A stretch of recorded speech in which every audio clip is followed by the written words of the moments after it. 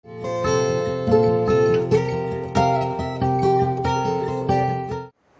po ay mananalangin para sa prayer for the nation. Ang focus po natin ngayon ay ang body of Christ. Tayo po ay manalangin.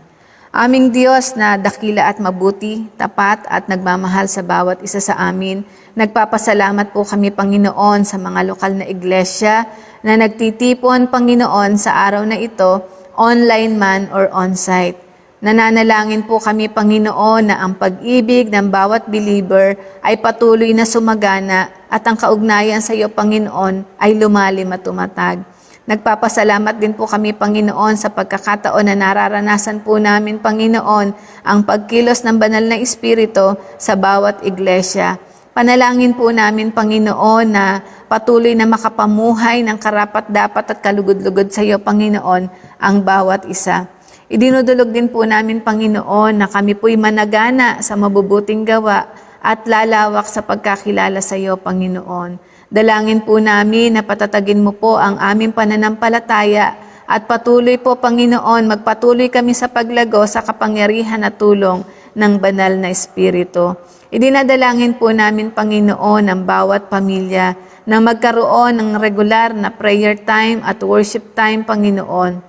Idinadalangin po namin, Panginoon, na sa bawat tahanan ay maisulong ang sambahay at ito po, Panginoon, ay maging paraan upang ang bawat miyembro ng pamilya ay magkaroon ng pagkakataon na mailapit sa iyo. Pagpalain mo po, Panginoon, ang mga mission effort, Panginoon, ng mga mananampalataya sa loob at labas ng bansa. Idinadalangin po namin ang mga local churches, leaders at members, Panginoon, na makibahagi sa pagmimisyon at pagpapalaganap ng mabuting balita. Pagpalain mo, Panginoon, ang body of Christ, ang iglesia. Ito po, Panginoon, ang aming panalangin sa pangalan ni Jesus. Amen.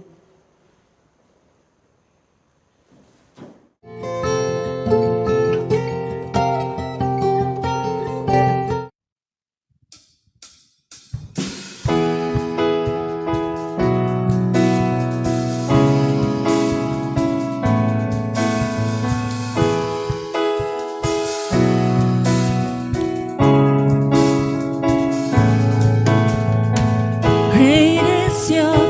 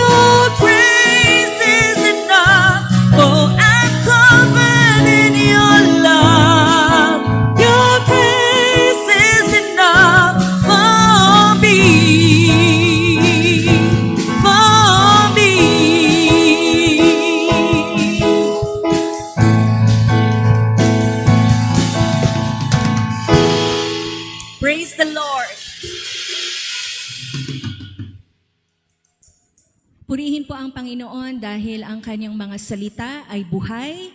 Noon, ngayon at magpakailanman, ang kapangyarihan po ng Diyos ay walang hanggan. Ang pag-ibig niya sa atin ay hindi nagbabago. At kahit na nga po ba anong bagyo ng buhay, anumang unos, ang atin pong kaharapin, manatili po tayong payapa sa gitna po ng presensya ng ating buhay at makapangyarihang Diyos.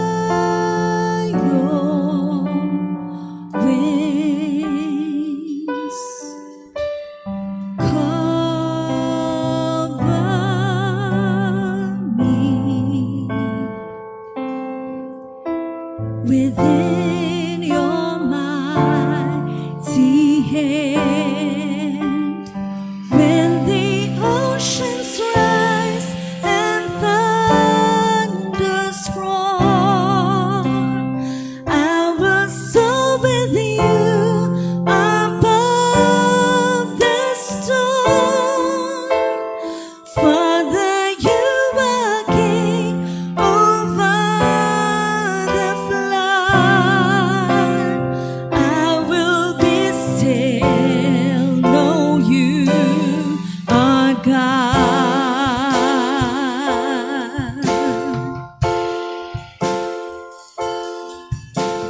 Hide me now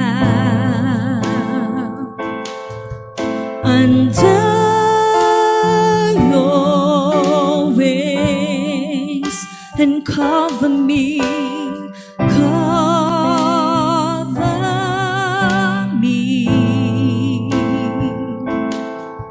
within your mighty hand.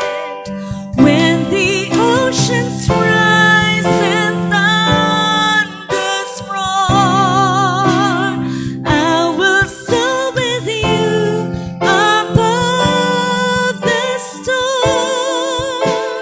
Father, you are King over the flood. I will be still, know you are God. When the oceans rise and thunders roar, I will soar with you above the storm. Father, you are King over the flood. I will be still, know you are God.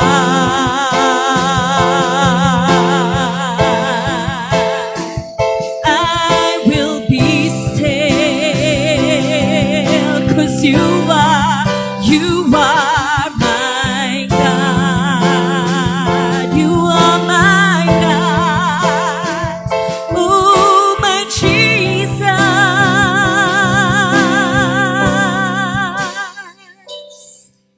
Find rest, my soul, in Christ alone.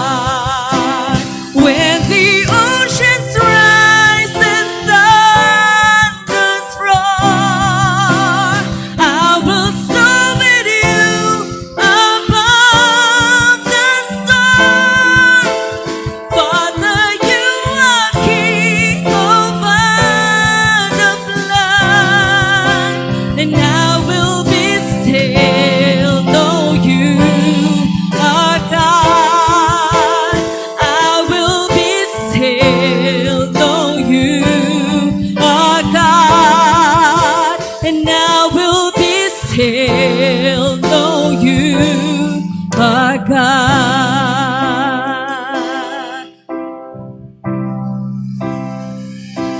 Bless the Lord, oh my soul, oh my soul. Worship His holy name. Sing like never before, oh my soul. I'll worship your holy name. The sun comes up, it's a new day dawning. It's time to sing your song again. Whatever may pass, or whatever lies before me, let me be singing when the evening comes. Bless the Lord, oh my soul, oh my soul. Worship His holy name. Sing like never before, oh my soul. I'll worship your holy name. You're rich in love and you're slow to anger. Your name is great and your heart is kind.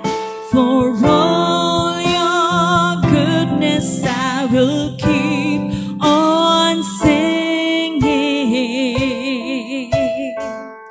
10,000 reasons for my heart to find. Bless the Lord, oh my soul, oh my soul. Worship His holy name. Sing like never before, oh my soul. I'll worship your holy name. Bless the Lord, oh my soul, oh my soul. Worship His holy name. Sing like never before, oh my soul. I'll worship your holy name. And on that day when my strength is failing, the end draws near and my time has come, still my soul will sing your praise unending. 10,000 years and then forevermore. Forever bless the Lord, oh my soul, oh my soul. Worship His holy name. Sing like never before, oh my soul. I'll worship your holy name. Oh, bless the Lord, oh my soul, oh my soul. Worship His holy name. Sing like never before, oh my soul. I'll I'll worship your holy name. Lord, I'll worship your holy name. Lord, I'll worship your holy name.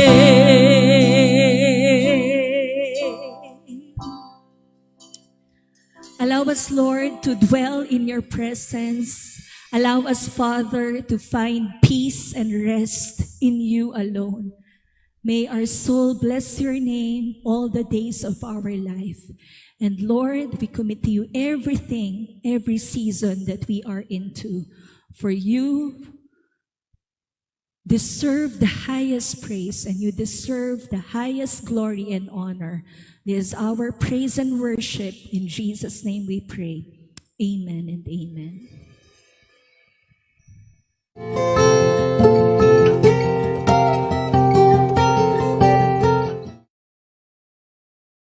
Amen. Magandang araw po sa inyo mga kapatid. Purihin ang Panginoon. Nasa ikahuling linggo na po tayo ng buwan ng Hulyo at sa kabila po ng maraming pag-ulan na naranasan sa atin pong bansa, ang dalangin po natin ay nasa mabuti kayong kalagayan. Sana po ay patuloy kayong nasa inyong mga tahanan at patuloy po tayong sumusubaybay sa gawaing ito ng Panginoon. Minarapat po natin na wag muna po tayo magkaroon ng on-site dito po sa ating kapilya sa kadahilan ng napakarami pong mga lugar dito sa ating syudad ang nababaha. So gusto po natin kayo ay manatiling ligtas. At the same time, nandiyan pa rin po yung banta ng ating pandemya, lalong-lalo po yung kumakalat ngayon na Delta variant ng coronavirus.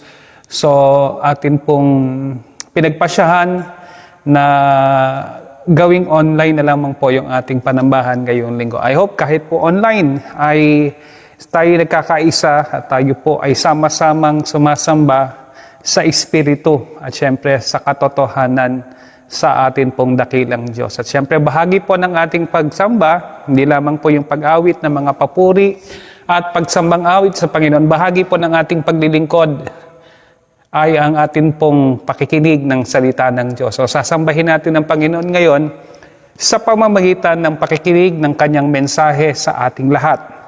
Sa pagpapatuloy po ng ating serye ng mga sulat ng Panginoong Hesus sa mga iglesia, tayo po ay nasa ika-4 na iglesia na. Ito po yung iglesia ng Thyatira. At naniniwala po ako na sa mga nagdaang mga mensahe tungkol po sa mga love letters ng Panginoon sa mga iglesia ay kinatagpo po tayo ng Diyos at itunuwod tayo sa mga mali nating mga pamumuhay at sa mga bagay na kailangang iwasto sa atin pong pag-uugali. Basahin po natin ang mensahe ngayong umaga mula po sa aklat ng Revelation chapter 2 verse 18. Magsimula po tayo sa verse 18. Isulat mo para sa angel ng church sa Thyatira. Ito ang sinasabi ng anak ng Diyos na may mga matang parang apoy na nagliliyab at may mga paa na parang pinakintab na bronze. Alam ko ang mga ginagawa mo. Alam ko ang pagmamahal mo, katapatan, paglilingkod at pagtitiis. Alam ko ring sobra pa ang ginagawa mo ngayon kesa nung una. Pero ito ang ayaw ko sa iyo. Kinukonsinti mo yung babaeng si Jezebel na nagsasabing prophet daw siya ng Diyos. Dahil sa teaching niya, naloloko niya ang mga lingkod ko na gumawa ng kahalayan at kumain ng mga pagkaing inoper sa mga Diyos-Diyusan. Binigyan ko siya ng time para pagsisihan at talikuran ang pagiging immoral niya, pero ayaw niyang magsisi. Kaya tingnan mo, bibigyan ko siya ng sakit at papahirapan ko siya ng matindi, pati yung mga kasama niya sa pangangaliwa, hanggang sa magsisi sila sa mga ginawa nila kasama ang babaeng yan. Papatayin ko rin ang mga followers niya para malaman ng lahat ng mga church na ako ang nakakaalam kung anong nasa isip at puso ng mga tao. at ibibigay ko sa bawat isa sa inyo kung anong dapat niyong matanggap ayon sa mga ginawa niyo. Pero yung iba sa inyo na mga taga-Thyatira na hindi sumunod sa masamang teaching ni Jezebel at hindi natuto ng mga tinawag na malalim na sikreto ni Satan, ito yung sinasabi ko sa inyo, di na ako magdadagdag ng iba pang utos sa inyo. Basta huwag kayong bibitiw sa mga teachings ko hanggang sa dumating ako. Sa magtatagumpay at susunod sa mga pinapagawa ko hanggang sa dulo, bibigyan ko sila ng kapangyarihan sa mga bansa. Maghahari sila gamit ang tungkod na bakal at babasagin nila ang mga bansa na parang mga palayok na gawa sa putik. Tinanggap ko ang kapangyarihan ito sa tatay ko at ito rin ang ibinibigay ko. Ibibigay ko rin sa magtatagumpay ang morning star. Kung nakakarinig ka, makinig ka sa sinasabi ng Espiritu sa mga churches. Pinagpala na po ng Panginoon ang pagkabasa ng kanyang buhay at makapangyarihan salita. Humingi po tayo ng patnubay ng gabay mula sa ating Diyos. Aming Ama na nasa langit, salamat sa araw na ito. Salamat sa iyong salita na aming natunghayan. Patuloy na gamitin mo itong daluyan ng pagpapala sa aming lahat. Bigyan mo po kami ng isang bukas sa puso't isip upang ito'y aming matanggap. Patuloy na kami mabago sa kapangyarihan ng Banal na Espiritu at sa tulong at biyaya ng aming Panginoong Hesus. Ito po ang aming dalangin. Amen. Amen. Purihin po ang Panginoon. So mga kapatid, ang mensahe po natin ngayong umaga is Jesus is the Lord of the church. Amen. Jesus is the Lord of the church. So mapapansin natin na simula po sa unang sulat sa Efeso at sa bawat sulat po ng 7 iglesia, sa 7 iglesia sa Asia, makita po natin ng iisang bagay na si Jesus ang Panginoon ng lahat ng iglesia. Jesus is the Lord over the church. Amen. Hindi yung mga pastor o mga manggagawa. Amen. Kundi nag-iisa lang po ang Panginoon ng mga iglesia. Walang iba kundi ang ating Panginoong Hesus. Pansinin po natin kung paano dinescribe ng Panginoon ang kanyang sarili. Sabi niya, siya ang Son of God. Okay? So bukod sa Gospels, dito po lang natin makikita na ginamit ang Panginoon in referring to Himself, yung pong title na Son of God. Tinukoy niya yung kanyang sarili bilang anak ng Diyos. So, tumutukoy po ito sa kanyang pagiging divine o yung kanyang deity, yung kanyang pagiging Diyos. Hindi siya anak lang ng tao, hindi siya tao lang. So, ang Panginoong Hesus ay ang anak ng Diyos. Siya po ay Diyos. Ang ating Panginoon, ang ikalawang persona na nagkatawang tao. Dahil dito, siya po ay may kapangyarihan sa kanyang iglesia. Siya yung ulo ng iglesia, si Jesus ang Panginoon ng kanyang iglesia.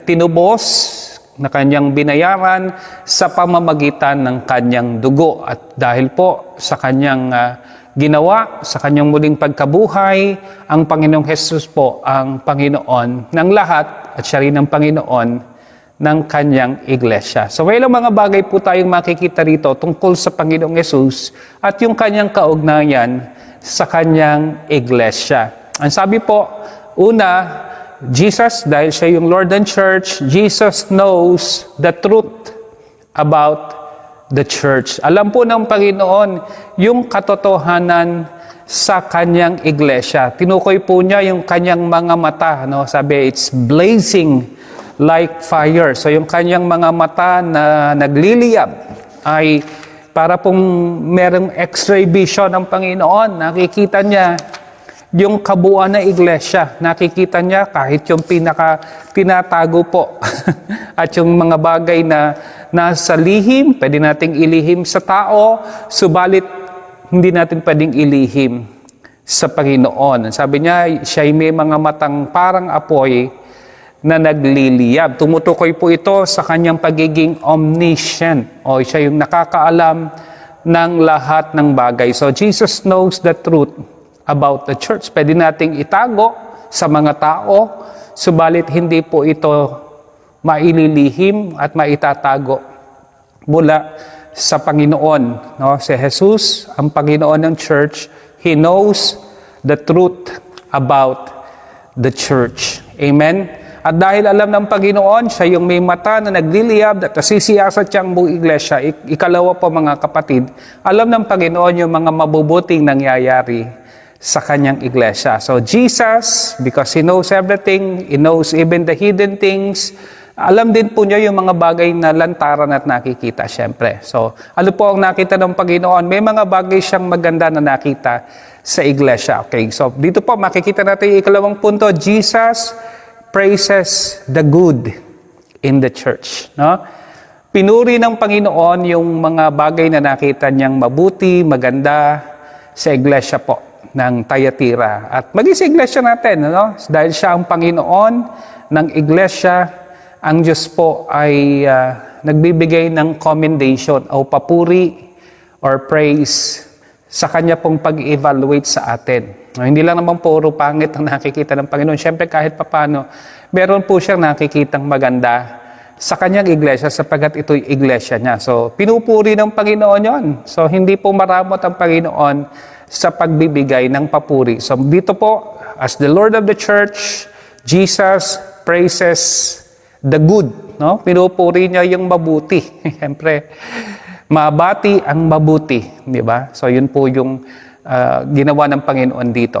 Okay? So, sabi po ng Panginoon, natutuwa siya sapagkat sila ay lumalago. Ito pong iglesyang ito ay active. Siya ay loving. Dahil siya ay active, siya ay loving. Ito pong iglesyang ito ay attractive.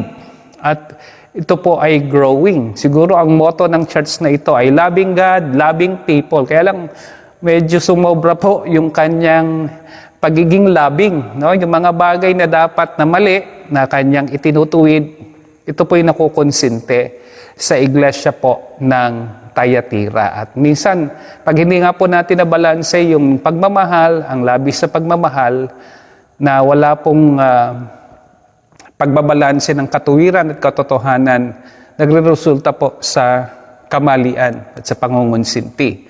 At ito ho yung pangatlo, no, mga kapatid. By the way, mag-comment po tayo sa baba, sa ating comment section. Jesus is the Lord of the church. Amen. Sabihin niyo po, Jesus is the Lord of the church. So, si Jesus ang Panginoon ng kanyang iglesia. So, Jesus is the Lord of the church. Ikatlo po, nakatotohanan, because Jesus is the Lord of the church, Jesus exposes evil. Amen? He exposes evil in the church because of His blazing eyes. Hindi lang yung mga bagay na maganda ang nakita ng Panginoon. Yung mga bagay na kapuri-puri ang nakita ng Panginoon, nakita rin po niya yung napakalaking pagkakamali ng kanyang iglesia. No? Yung kasamaan na kung hindi po mache-check, kung hindi po masasawata, ay maaaring makasira o tuluyang makamatay sa iglesia. So makita po natin, in-expose, inilantad ng Panginoon itong kasamaang ito. Sabi po niya sa verse 20 ng ating talata, ito ang ayaw ko. So, hindi lang pala niya sinasabi kung ano yung nagugustuhan niya. Sinasabi din ng Panginoon yung mga bagay na ayaw niya. So, sabi niya sa iglesia ng Thyatira, ito ang ayaw ko sa iyo. Kinukonsinti mo yung babaeng si Jezebel. So, in-expose ang Panginoon yung evil sa church. So, itong si Jezebel, palagay ko, hindi po ito yung kanyang tunay na pangalan, pero siya po ay isang babae na nabuhay doon sa panahon nila. Isa po siyang leader dito po sa iglesia ng Thyatira. Binigyan lamang po siya ng Panginoon ng titulong Jezebel. Now, sino ba si Jezebel? Pamilyar po tayo sa kwentong ito. Sa Lumang Tipan, si Jezebel po ay isa sa pinakamasamang babae sa buong Biblia. Siya po ay isang reyna na dahil yung kanyang asawang si Ahab ay mahina, ay inakay niya ang bansa sa pagsamba sa mga Diyos-Diyosan, kay Baal at kay Astoret. At syempre kasama po ng panambahan sa mga Diyos-Diyosan na yon ay yung pong pakikipagtalik. No? Ganun po yung, ganun kalaswa yung kanila pong relihiyon o yung kanilang pananampalataya. At dahil dito, siyempre, sino ba naman ang aayaw sa ganong uri ng pagsamba? Ang Israel po ay nahumaling sa pagsamba sa kanyang Diyos, sa mga Diyos-Diyusan at tinalikuran nila ang kanilang Diyos, ang Panginoon, si Yahweh. So makita po natin, ang sabi ng Panginoon, siya ay nagsasabing isang propeta. No? Siya ay isang false prophetess. At siniseduce niya yung mga nasa iglesia po ng Thyatira at marami na po siyang naaakay at marami nang nahuhumaling sa kanya pong maling turo. Ano po ba? Hindi po siya nirebuke dahil siya ay babae. Nagkataon lang po yun. Nirebuke siya ng Panginoon dahil po sa kanyang maling turo. Ano po ba yung maling turo niya? Kasi po ganito po yun. Ang Thyatira, isa siya yung pinakamaliit na bayan doon sa 7 bayang binanggit po dito na sinulatan ng Panginoong Jesus. Hindi siya katulad ng Pergamum na strategic ng Ephesus at saka ng Sardis na kanilang kapitolyo noon time na yon. Ito pong Thyatira, maliit na bayan, subalit nandito po yung mga manggagawa. Ang bawat industry o yung bawat uri po ng hanap buhay may kanya-kanyang union or guild. At ang bawat isa may mga patron, no? Parang may mga patron sila, parang sa panahon ngayon, may patron ng magsasaka, may patron ng mga mangingisda. So, ganun din po sa kanila. At kasama po sa pagsamba, doon sa mga patron na yon, yung pagkain ng mga pagkain inihandog sa Diyos-Diyusan nila at yung pong pagtatalik, no? Yung immoralidad. So, hindi ka po makakapagnegosyo pag hindi ka kabilang doon sa samahan na yon, sa union na yon, or doon sa guild na yon. It so happen na siyempre sa mga totoong Kristiyano, magdadalawang isip ka. Kasi kaakibat po ng pagsama mo sa mga union ay pagsamba sa Diyos-Diyusan. At siyempre, kung ikaw po'y totoong Kristiyano, hindi mo maaatim na sumamba sa mga Diyos-Diyusan. At hindi mo po maaatim yung kanilang uri ng pamumuhay. Pero ang sabi po ni Jezebel, okay lang, walang problema, walang mawawala. Kristiyano ka pa rin naman kahit na ikaw ay sumasamba sa Diyos-Diyusan, kahit na ikay nakikipagtalik doon sa hindi mo asawa, kahit na ikay nangangalo niya at gumagawa ng immoralidad, kahit na pinapractice natin yung ginagawa nilang kalaswaan, yung homosexuality na ginagawa nila, doon sa kanilang mga pagtitipon, okay lang yon, walang mawawala. No? So malaya tayo, di ba? It is all right for us to do what they are doing. Okay? To indulge in sexual immorality, in idolatry. In other words, to be worldly. Yun po ang punto ni Jezebel. Okay? Ang nakataya dito, yung hanap buhay nyo, yung kabuhayan nyo. Siyempre, mahirap mawala ng hanap buhay, mahirap mawala ng trabaho. Ano na lang tayo, makisama tayo. No? Yun po ang doktrina at ipinangangaral ni Jezebel. They conform, amen, to the pattern of their pagan neighbors, no, sa mundo, just to make a living. Maunawaan naman tayo ni Lord. Sabi po siguro niya, naiintindihan ni Lord John. No? Mahalaga, nagtatights kayo. Yung po marahil ang tinuturo ni Jezebel. So, business is business. Okay? So, iba ako pag-araw ng linggo, iba naman ako pag-araw ng Lunes hanggang Sabado. So, yung ganun po. Siguro, isa pang kanyang motto, walang personalan. Trabaho lang. Basta mag-tights ka, okay lang yon. So, mali po mga kapatid. Ang sabi ng Panginoon, mali. Okay? Maling-mali. So, hindi po katanggap-tanggap sa Panginoon yung ipinangangaral ni Jezebel. At ito po ay, unfortunately, napakarami po ang nakumbinsi at tumanggap sa iglesia po ng Thyatira. Sapagkat sino ba naman ang aayaw sa ganitong klaseng katuruan na pwede ka palang kay Kristo at the same time sa mundo. Pwede ka palang nag-church pero at the same time nagtatampisaw sa kasalanan at sa nakikiayon ka sa takbo ng mundo. So yun po ang napakasakit na katotohanan na marami po kahit sa iglesia ngayon ay mga tagasunod ni Jezebel at hindi po ni Jesus Christ. Amen? So sabi ng Panginoon, kinukonsinti nyo ang babaeng iyan na si Jezebel. Amen? So ito po ang lesson mga kapatid. A worldly church is a powerless church. Ang isang church na makamundo ay wala pong kapangyarihan. Hindi niya ma-rebuke man lang yung kanyang kapwa mananampalataya. And then, isa pa hong katotohanan, kung ano ang kinukonsinti, siya yung nagiging gawi. You get what you tolerate.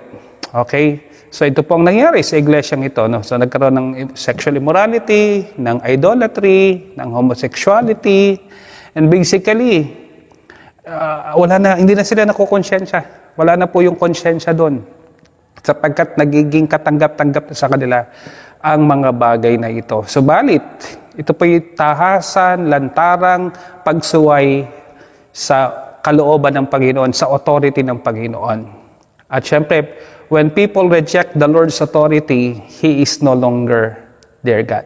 Hindi pwedeng ginagawa mo yung gusto mo, at the same time, sinasabi mong nagpapailalim ka sa kalooban ng Diyos. Hindi pwedeng magkasabay yun. It's either nagpapailalim ka sa kalooban ng Diyos at ginagawa mo yung kanyang gusto, yung nais niya. At yung pong authority niya, yung tinatanggap mo sa iyong buhay. Sinabi ng Diyos, ang babae ay babae, ang lalaki, lalaki. Yun po ay pagtanggap sa authority ng Diyos. Pag sinabi mong ikaw ay babae na nasa katawan ng lalaki, ibig sabihin, you are rejecting the Lord's authority.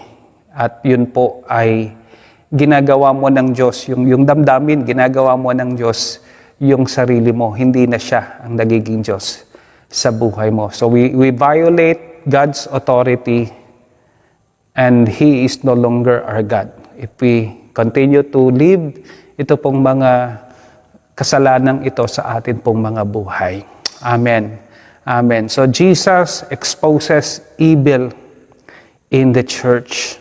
Amen. So ito yung nakakalungkot, yung pong mga ganitong uri ng doktrina ni Jezebel. Kitang-kita po natin, lalong-lalo na sa mga malalaking churches. Amen. Para lang po makahikayat ng maraming mga miyembro. At syempre, pag maraming miyembro, maraming mga tithes at saka offering, malaking budget, ay wina-water down, masyadong dinidilute yung pong gospel ni Jesus Christ, yung lordship ni Jesus Christ. At kahit sino pwede. Kagaya ng sinabi ko nung nakaraan, yung mga may sakit pwedeng pumasok, pero pag nasa loob, dapat gumaling na yon yung mga may sakit. Pero sila pinananatili nilang may sakit, pinapakita nila na sila ay hindi narrow-minded, na kahit sino tinatanggap nila.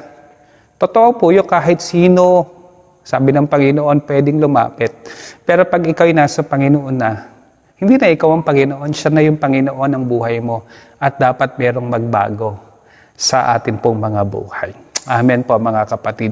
So ito po ang isang nakapanghingilabot na katotohanan. Ikaapat po, si Jesus bilang Lord ng Church, He does not only exposes evil, sabi po, He judges evil in the church. Yun nga sabi niya, He has feet like bronze. Alam niyo po mga kapatid, ang bronze ay simbolo ng judgment. Okay? So sa temple, sa tabernacle, yung pong mga kasangkapan doon na yari sa bronze, sumisimbolo sa hatol ng Diyos. So pag sinabing feet like bronze, ibig sabihin po, He is not only searching the church, He is not only exposing evil, but Jesus as the Lord of the church, He will judge evil. He is judging evil in the church. Hindi pwedeng konsintihin ng Panginoon. Kung nakukonsinti ng mga leaders, nakukonsinte ng mga ilang mga tao doon, yung ginagawa na mali, si Lord never niyang kukonsintihin yon. At si Lord, ito, may hirap tanggapin ito, pero ito yung katotohanan, He judges evil, especially in the church. Nagsisimula yung hatol sa tahanan ng Diyos, sa iglesia ng Panginoon. So, ano sabi po sa verse 21? Ano yung magiging hatol ng Panginoon? Sabi po, binibigyan ko siya ng time para pagsisihan at talikuran ang pagiging immoral niya. Pero ayaw niyang magsisi. Di ba? Nalaman na natin yung salita ng Diyos. Paulit-ulit na po nating napakinggan at nadirig na hindi katanggap-tanggap sa Diyos yung pamumuhay na yon, yung ating ginagawa. At pag hindi pa rin po tayo nagbago, ang naghihintay na lang po sa atin ay hatol. No, yun po ang sabi, nagiging mahabagin pa, binibigyan pa ng pagkakataon ng Diyos ang bawat isa. Ang sabi ng Panginoon, ayaw nila magsisi. So ang kasunod na po nun ay paghatol. Ano po yung magiging hatol kay Jezebel? So sabi po sa verse 22, no? Kaya tingnan mo, bibigyan ko siya ng sakit at pahihirapan ko siya ng matindi. Pati yung mga kasama niya sa pangaliwa. Hanggang sa magsisi sila sa mga ginawa nilang kasama ang babaeng yan. Papatayin ko rin ang mga followers na para malaman ng mga church na ako ang nakakaalam kung anong nasa isip at puso ng tao. So ito po, tatlo yung parurusahan ng Panginoon. Parurusahan si Jezebel, parurusahan yung mga kasama niya, at parurusahan yung mga taga-sunod niya. Sabi, yung children niya, yung mga followers ni Jezebel. So, unless they repent, pero sabi ng Panginoon, ayaw nila magsisi. So, ang kasunod po nun ay kaparusahan. So, matinding parusa ang daranasin po. So, dito po, literal, marahil na talagang pinatay ng Diyos. Ito pong si Jezebel, kung paano yung Jezebel ng lumang tipan ay pinatay. Di ba? Nagkaluray-luray ang kanyang mga katawan at kinain po ng aso. Ito pong si Jezebel, sabi ng Panginoon, pahihirapan niya at mamamatay. Hindi lamang siya, pati yung kanyang mga tagasunod. So makita natin mga kapatid, ang nakapangingilabot na katotohanan na ang nagtitimpi lang ang Diyos, pero darating ang paghatol. Si Jesus ang Panginoon ng Iglesia at siya po ang hahatol sa atin kung tayo po'y hindi magsisisi at hindi po magbabalik loob sa Kanya. Okay? So ano makikita natin? Kung ikay sumusunod kay Jesus, gantimpala, buhay na walang hanggan. Kung ikay susunod kay Jezebel, ano po ang naghihintay sa atin? Mga kapatid, kamatayan, kaparusahan, kahatulan galing sa Panginoon. Ano po ang punto? Your identity determines your destiny. If you are a children of Jezebel, you will reap punishment and God's wrath. Yung puot ng Diyos. But if you are the children of God, if you are a follower of Jesus and not of Jezebel, you will reap great reward. Amen? Amen. Tayo po ay gagantimpalaan ng Panginoon. Mamaya po pag-uusapan po natin. So, mahalaga po yung pagdidisiplina. Kung hindi natin didisiplinahin, for sure, didisiplinahin po yan ng Panginoon. At yung pagdidisiplina ng Panginoon, nakita po natin may purpose, may dahilan. Nadadali sa yung iglesia, nagkakaroon ng banal na pagkatakot sa iglesia ng Panginoon. Kagaya na nangyari sa panahon ng Aklat ng Gawa, nung si Ananias at si Sapphira ay pinarusahan ng Panginoon. Nagkaroon po ng banal na pagkatakot at nagkaroon ng pagdadalawang isip na magkasala dahil ang Diyos ay nasa kanilang kalagitnaan at nakatunghay at ito po humahatol sa mga ayaw pong magsisi sa kanilang kasalanan. So nadadalisay ang iglesia, tumatatag ang iglesia sa pamamagitan po ng disiplina. Amen. So kung yung anak mo, hindi mo madisiplina ngayon at hindi mo siya maituwid, darating ang panahon, baka pulis na ang kailangan para yan ay disiplinahin matuwid. Di ba? Kung yan ay pinagtatanggol mo kahit na may ginawang mali, pinagtatakpan mo pa rin, kinukonsinti. Darating ang araw, abogado na ang magtatakip doon sa mga krimen na kanya pong ginawa. Kung hanggang bata pa'y hindi po natin kayang disiplinahin yung atin pong mga anak. So mga kapatid, simulan po natin ang pagdidisiplina sa ating tahanan habang maliit pa yung ating mga anak upang sa kanilang paglaki, lumaki po sila ng may pagsunod, banal na pagkatakot pananampalataya at pagmamahal sa ating Diyos. Amen. Amen. So Jesus judges evil in the church because He is the Lord of the church. Hindi lamang po yun mga kapatid. Makikita rin po natin dahil si Jesus ang Panginoon ng kanyang iglesia, Jesus encourages His faithful followers. Amen. Sabi po sa verse 24 at 25 ng ating talata, pero yung iba sa inyo, so hindi pala lahat ay naging tagasunod ni Jezebel. Merong mga nanatiling tapat, may remnant. So ganoon naman po talaga sa kasaysayan, may mga iilan na yung iba'y tumatalikod sa Panginoon, yung iba'y na huhumaling sa mga maling turo. Pero may itinitira lagi ang Panginoon na remnant na para sa Kanya. So ito pong remnant na ito na hindi sumunod sa masamang teaching ni Jezebel at hindi natuto ng mga tinatawag ng iba na malalim na sekreto ng Satan, sinasabi ko sa inyo, di na ako magdadagdag ng iba pang utos sa inyo. So sapat na yung mga tinanggap yung utos, sabi ng Panginoon, hindi ko natadagdagan yun. Basta wag lang kayong bibitaw sa mga teachings ko hanggang sa dumating ako. So mga kapatid, ito po yung isang katotohanan. Hindi lamang siya ang Panginoon, hindi lamang siya ang Son of God. Ang sabi ni Jesus, darating ako.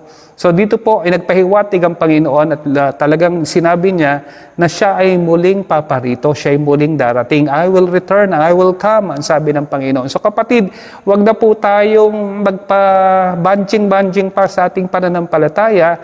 Ang Panginoong Jesus ay muling babalik. Siya ay darating upang tayo po'y gantimpalaan sa atin pong katapatan at parusahan yung mga taong tumalikod at patuloy na sumusuway sa Kanya pong kalooban. Amen. So dito po, in-encourage ng Panginoon yung mga tapat, yung mga nananatiling tapat sa Kanya. So bilang Lord ng Church, siya po yung nagagantimpala sa ating lahat. So ano po yung gantimpala? Ano yung pangako ng Panginoon? Ang pangako ng Panginoon, una, siya'y muling babalik. Amen? So si Jesus ay muling babalik. So Jesus is coming soon. Paki-comment po sa baba. Jesus is coming soon. Amen. Jesus is coming soon. Sabi ng Panginoon, hold on. Hold on to what you have until I come. Amen. Hawak lang, kapit lang. Magpatuloy lang kayo, magtapat lang kayo, ang sabi ng Panginoon, sapagat ako ay muling babalik. Panatilihin nyo yung inyong kabanalan, yung inyong katuwiran, yung inyong pagmamahal, yung inyong pagsunod, sapagkat ako ay muling babalik. Amen. Ano pa ang pangako ng Panginoon? Ito po yung pangako ng Panginoon. The faithful will overcome. Ang mga nananatiling tapat ang magtatagumpay. Amen? Bakit? True faith holds on to the end. Amen? Amen? True love holds on to the end. Yung mga tunay na nagmamahal, yung mga tunay na nagtatapat, tunay na nananampalataya, hanggang dulo po yun. Mananatili sila. At sabi nga ng Panginoon, ang mananatili hanggang wakas ay maliligtas. Magtatagumpay. Amen? So the faithful will overcome. They will share in His victory. Now, we will be victorious. No? We will be overcomers. Ang sabi ng Panginoon, we will be more than conquerors. We will share Jesus' victory. Sabi ng Panginoon, sa mga magtatapat hanggang wakas, sa mga susunod hanggang dulo, sila'y magtatagumpay. Ang sabi ng Panginoon. Yun po yung pangako ng Panginoon mga kapatid. So tayo po ay sasamahan ng Panginoon. Titiyakin ng Panginoon na mararating po natin yung finish line at hanggang dulo tayo po ay iingatan niya ng kanyang makapangyarihang kamay kung mananatili tayong sumusunod at nagtatapat sa Kanya. Amen. So ulitin ko ulit, true faith holds on to the end. Amen. So ano pa po ang pangako ng Panginoon na hindi lamang yung victory, hindi lamang po tayo magtatagumpay. Sabi ng Panginoon, the faithful will reign with Him. Kailan po yun? Sabi niya, yung mga magtatagumpay ay maghahari. Amen?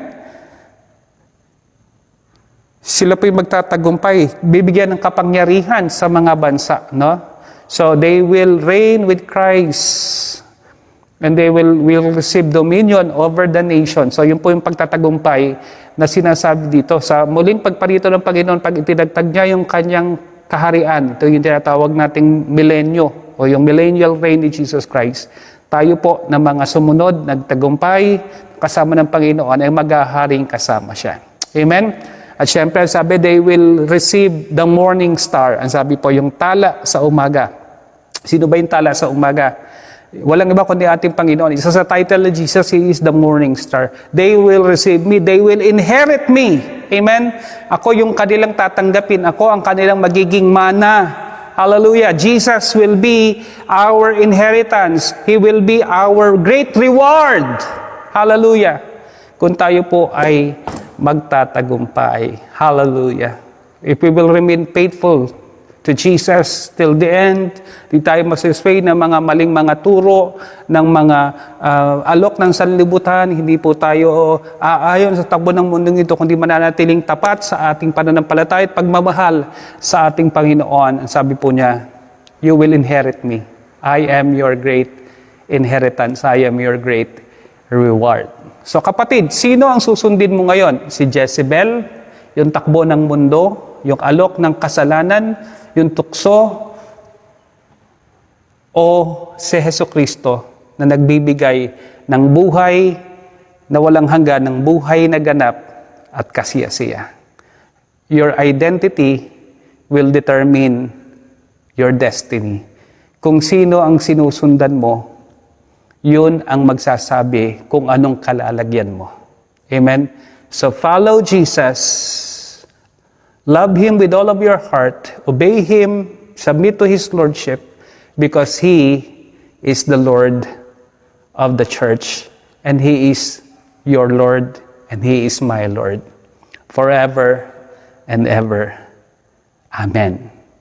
Lord Jesus, patuloy kang maghari sa aming buhay. Patuloy na maghari ka sa iyong iglesia.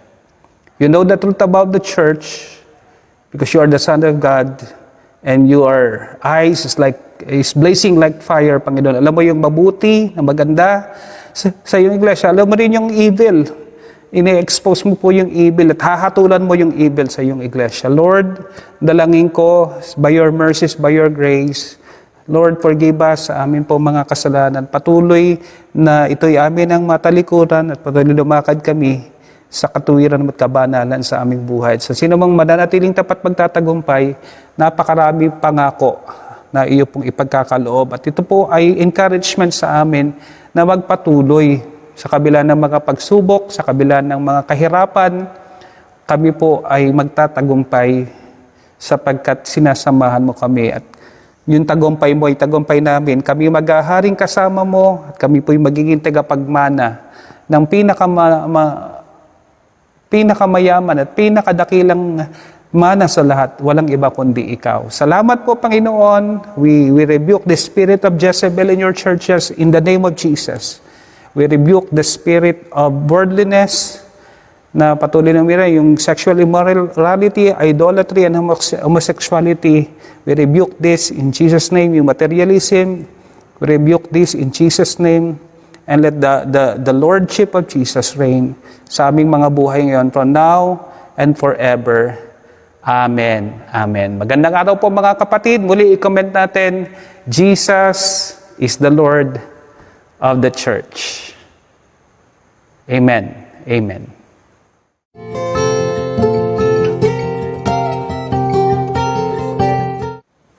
Tayo po'y manalangin para sa tithes and offering.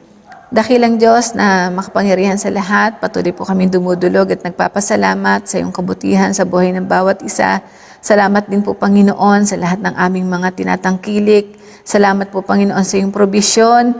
Naranasan po namin, Panginoon, ang iyong katapatan at ang iyong kabutihan sa buhay ng bawat isa.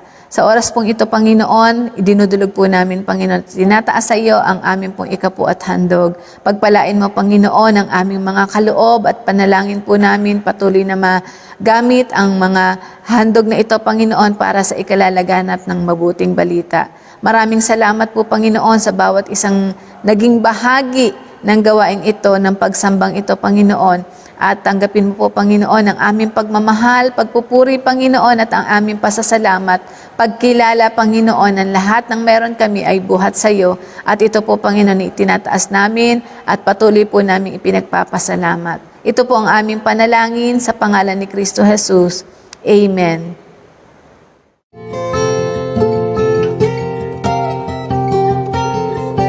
Amen. Salamat po sa inyong pagkakaloob at kung nais nyo pong ipadala yung inyong mga kaloob at mga ikapo, meron po tayong mga bank account at GCash account. Pwede nyo pong magamit para sa inyong mga online offerings sa inyong mga kaloob sa Panginoon. Amen. Tayo pong lahat ay manalangin sa Panginoon sa pagtatapos po ng ating gawain ngayon. Manatili po tayong ligtas, ano? Sikapin po natin na kung hindi lang naman kailangan na huwag na po tayong lumabas dahil lagan na po ang baha sa paligid natin at baka maulanan pa tayo, baka po kayo'y masipon, maubo. Mag-ingat po tayo. Ganun din po yung banta ng bagong variant, yung Delta variant. Dalangin ko po na ingatan tayo ng Panginoon. Siyempre, ingatan din natin yung ating sarili. Sikapin po natin na i-practice pa rin yung mga health protocols na matagal na natin ginagawa at kailangan pa rin po natin gawin sa atin pong pang-araw-araw na pamumuhay. Tayo po'y manalangin sa Panginoon. Hallelujah. Hallelujah. Dakila namin Diyos, sama namin nasa langit, nagpapasalamat po kami sa aming mga kapatid na nagdiwang at nagdiriwang ng kanilang karawan. Salamat po at biyayaan pa sila ng maraming taon sa kanilang buhay. Aming kapatid na si Roxy Kalalang, we pray your blessing. Salamat sa answered prayer, Panginoon, sa pagkakaloob mo sa kanila ng baby, sa kanilang mag-asawa, Panginoon, sa kanila ni Andrew. Dalangin ko yung basbas at pagsama mo po. Patuloy na kalakasan, kagalingan, ang iparanas po sa aming mga kapatid na ito sa pangalan ng aming Panginoon. Sa pagpalain mo rin ang kanilang negosyo, ang kanilang hanap buhay, sa pangalan ni Jesus. Dalangin din po namin ang basbas pagpapala mo kay Genesis na magdiriwang po ng kaarawan. Biyayaan mo pa siya ng maraming taon sa kanyang buhay, Lord. Continue to provide for his needs. Pagbalain mo po yung kanyang trabaho, maging mahusay po siya, Panginoon, sa kanyang paghahanap buhay at dalangin ko rin sa kanyang ministry, sa pagiging bahagi po ng worship team. Pagpalain mo po si Genesis sa pangalan ng aming Panginoong Hesus. Ingatan mo po ang bawat isa, lalong-lalo na ngayon na napakarami pong pag-ulan na nagaganap. Maraming lugar din ang lubog na sa baha, Lord. I pray your special protection sa iyo pong mga anak sa pangalan ng aming Panginoong Hesus. Dalangin ko rin ang provision mo sa mga kapatid po namin nangangailangan. Tulungan mo po, Panginoon, ang mga kapatid kong ito sa pangalan ng Panginoong Hesus. Ganun din po yung pag-iingat sa amin laban sa banta ng COVID-19, lalong-lalo na po sa bagong kumakalat ngayon na variant, tinatawag na Delta variant. Lord, tulungan mo po kami na maging ligtas mula sa sakit na ito. Dalangin ko na mas marami pa po yung mabakunahan at maging available po ito sa nakararami, lalong-lalo na nga po sa lugar po ng Malolos. Dalangin ko rin po ang iyong basbas sa aming mga pinuno sa bayang ito, lalong-lalo na po sa aming gobernador, Daniel Fernando, at sampu ng kanyang mga kasama sa amin pong lalawigang pamahalaan, Panginoon, ng Bulacan sa pangalan ng Panginoon Jesus. Ganun po ang basbas pagpapala sa aming Mayor Gilbert Gatchalian at sa kabuuan po ng konseho ng bayan ng lungsod ng Malolos sa pangalan ng aming Panginoong Jesus. Basta-basta pagpalain mo po ang bayang ito sa pangalan ng aming Panginoong Jesus. Dakilang Diyos, patuloy ko rin itinataas sa iyo ang amin pong mga kapatid na may karamdaman. Patuloy na ikaw po yung magbigay ng kagalingan sa kanila. Ibangon mo sila mula sa balig ng karamdaman sa pangalan ng Panginoong Jesus. I pray healing right now in Jesus' name. In Jesus' name. Kapatid, ituon mo yung kamay sa mga oras na ito sa ating screen at nais kitang idalangin, Panginoon, yung kapatid ko ngayon na may pangangailangan. Kailangan po niya ng kagalingan. Hinihiling ko po ito sa makapangyarihang pangalan ng aming Panginoong Jesus. Let your healing touch be upon them right now in the name of Jesus. Yung kapatid ko ngayon na may suliranin sa po, Panginoon, ay patuloy na nabibigatan. Lord, pagaanin mo po at patuloy na bigyan siya ng karunungan, kung ano pong mga pagpapasya na kanyang gagawin upang mapagtagumpayan po niya ang suliraning ito sa kanyang buhay sa pangalan ng Panginoong Hesus. Dalayan ko rin, Panginoon, yung mga kapatid namin na nagdadalamhati dahil sa pagpanaw ng kanilang mga mahal sa buhay. Hiling ko po yung kaaliwan na nagmumula sa iyo, Panginoon. At patuloy na hiling ko rin po yung provision mo sa aming lahat. Lord, ikaw po yung aming Diyos na makapangyarihan. Ikaw yung aming provider sa lahat ng mabubuting bagay. Hindi mo po kami pinagkukulang, Panginoon. Dalangin ko rin na magkaroon kami ng karunungan ng kasipagan sa mga tamang gagawin, sa mga mainam na hanap buhay na amin pong gagawin. Tulungan mo po ang mga kapatid ko, Panginoon, na ito po ay mangyari sa amin pong buhay. Basta't pagpalain mo po kami, ingatan at patuloy na palakasin, patatagin sa pangalan ng aming Panginoong Hesus. Hallelujah! Salamat po. Salamat sa iyong mga tugon sa aming dalangin. Salamat sa amin pong kalakasan, buhay na iyong pinagkakaloob. Salamat sa pagkakataong ito na kami nakapaglingkod sa aming mga pagsamba. Dalangin namin na basbas mo sa aming worship team. Patuloy na pagpalain mo sila. Pagpalain mo rin po ang mga leaders, mga members ng iglesyang ito, at basbasan mong patuloy ang aming mga taga-subaybay sa iba't ibang lugar, sa iba't ibang panig ng mundo, Panginoon, na nakatunghay sa gawaing ito sa pangalan ng aming Panginoon. Basa mo ang The Sanctuary Assembly of God at patuloy na magawa namin ang iyong pong layunin, ang iyong pong misyon na mag-ibanghelyo at magdisipulo sa pangalan ng aming Panginoong Hesus. Salamat po. Purihin ka aming Diyos. Hallelujah, hallelujah. Tanggapin po natin ang basbas ng ating Panginoon. May the Lord bless you and keep you. May the Lord make His face shine upon you and be gracious to you. May the Lord turn His face toward you and give you peace. In the name of the Father, and of the Son, and of the Holy Spirit. Amen. Amen. Praise God. Purihin po ang Panginoon, mga kapatid. Salamat po sa inyong pakikiisa sa ating pong panambahan ngayong linggo. Kahit po tayo hindi nagkaroon ng on-site, pero alam ko narito ang Espiritu ng Diyos na kumikilos sa ating kalagitnaan. At dalangin ko po na patuloy tayong pagpalait ingatan ng Panginoon. Sa linggo pong ito, sa linggong darating, meron po tayong prayer and fasting. So makiisa po tayo. Kung kayo po hindi naman may medical conditions at pwede po kayong mag-fasting, ipag-fast nyo po yung kahit isang meal, samahan po natin ang pananalangin at syempre pagbabasa ng 5 chapters ng Bible po every day for the whole week, no? So Monday to Friday po yung ating prayer and fasting. Ang prayer focus po natin matapos na ang COVID-19, yung pandemyang ito. Panalangin din natin ang basbas ng Panginoon sa ating iglesia at sa kabuuan po ng iglesia sa Malolos at siyempre sa atin pong Bulacan section. Samahan niyo po kami sa pananalangin at kung ano man po yung kahilingan natin, let's pray for a breakthrough. Naniniwala ako may gagawin ng Diyos. Hindi matatapos ang linggong ito na yung pong ating idinadalangin ay hindi, tutugunin ng Panginoon, no? Tutugunin ng Panginoon yon. Magkakaroon tayo ng breakthrough. God will give us a breakthrough. No, kung tayo po ay makikiisa sa atin pong pananalangin at pag-aayuno ngayong pong linggong darating. Amen. So antabay lang po kayo sa ating mga anunsyo. Baka po kasi biglang magkahigpitan na naman dahil sa Delta variant. Manatili pong nakasubaybay sa atin pong GC, sa atin pong page at sa atin pong group para po sa ilang mga updates tungkol po sa mga schedules natin sa ating iglesia. Maraming salamat po kapatid. Hiling ko po yung basbas at pagpapala ng Panginoon para sa ating lahat. Sa pangalan ng ating Panginoong Hesus. Amen.